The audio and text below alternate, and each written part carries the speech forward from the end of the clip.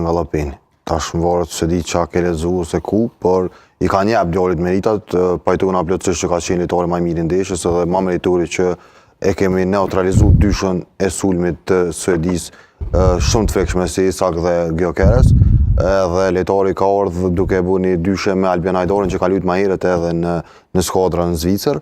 Edhe pavarësisht që s'kishin luajtur te Kombëtarja e Kosovës, ata njehin shumë mirë aftësitë e njëri tjetrit edhe u komponuan shumë mirë dhe doli që të jetë një vendim shumë i qëllum i Frankfurtës. Sa i përket mungesës Ramonit që e përmene, po nuk është bu mundje shumë mungesa e tij dhe kjo po tregon që kur e shohim që edhe në bankën rezervë kemi pas edhe një lojtar si Rën Raçi që po luan nivele shumë të larta me Hajduk Splitin, atëherë Kosova është me fat që ka jashtëzakonisht shumë zgjidhje në qendrën e mbrojtjes, edhe një lojtar aq i madh sa Ramoni bëhet që mos më vret në ndeshje të tilla. Kështu që pajtuna plotësisht me është rrit konkurenca te Kombëtarja. Jashtëzakonisht po.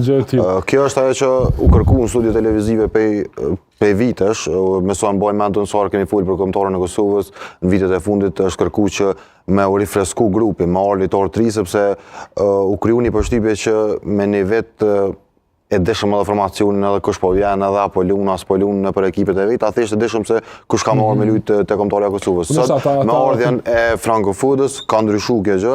Sot vijnë lojtarë që luajnë, vijnë lojtarë që janë në formë, vijnë lojtarë që kanë çka më dhon për Kosovën edhe kërkosh nuk e ka të sigurt pjesëmarrjen në formacionin e startues. Deri tash i ka rezultuar jashtëzakonisht mirë edhe për këto besoj që do të më jap lëvdota trajnerit sepse ka merita jashtëzakonisht më.